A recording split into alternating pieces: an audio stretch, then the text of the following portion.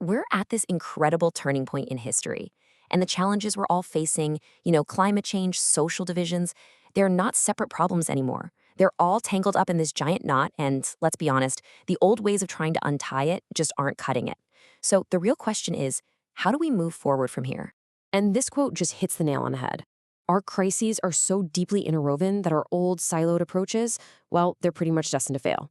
No single person, no single country, no single company has the answer. The only way we're going to find it is together. And there's actually a name for this whole mess: the polycrisis.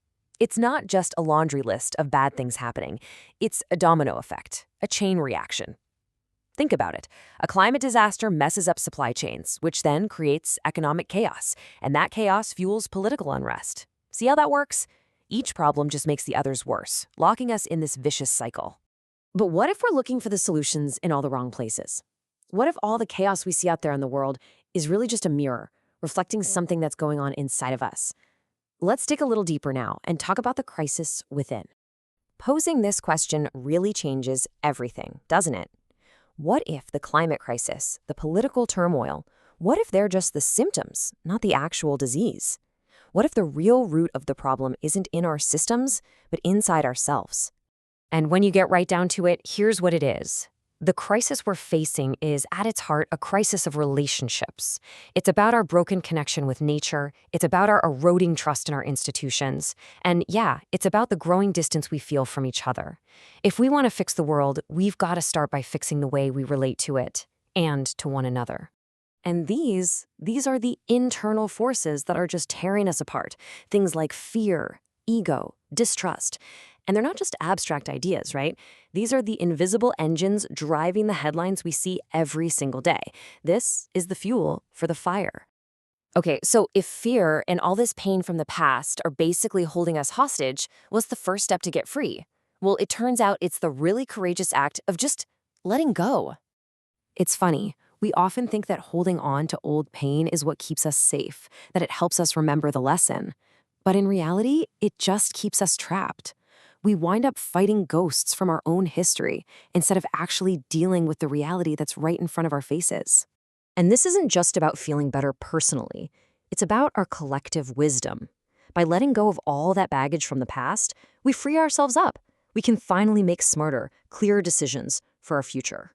Now, once we begin to do that inner work, to heal that inner world, a completely new way of being and working together starts to become possible. And this is what we call conscious collaboration. So what on earth is conscious collaboration? Well, it's a whole lot more than just teamwork.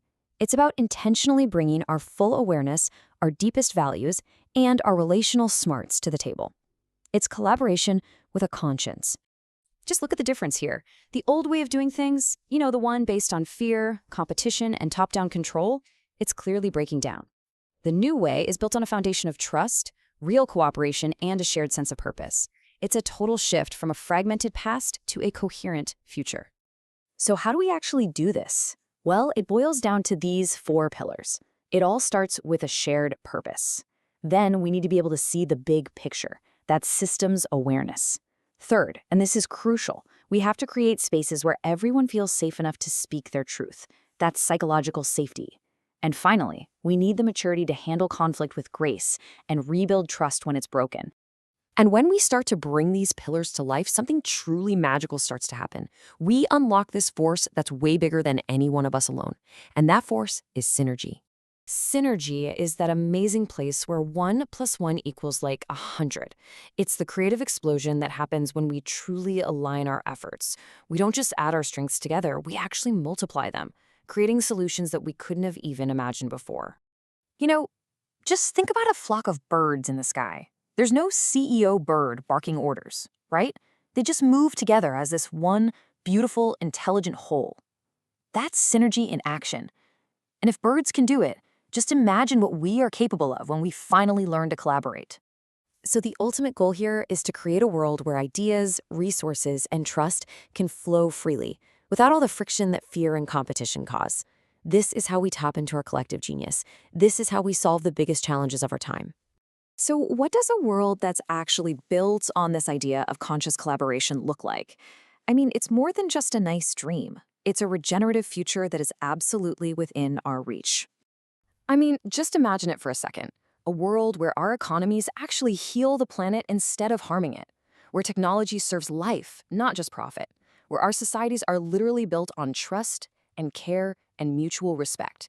This isn't science fiction, you know? This is the future we can absolutely choose to create. And in the end, the most powerful strategy is also the simplest. It all comes down to a choice that every single one of us can make every single day, to live and to act from a place of love, integrity, and shared responsibility. So here we are, standing at a crossroads.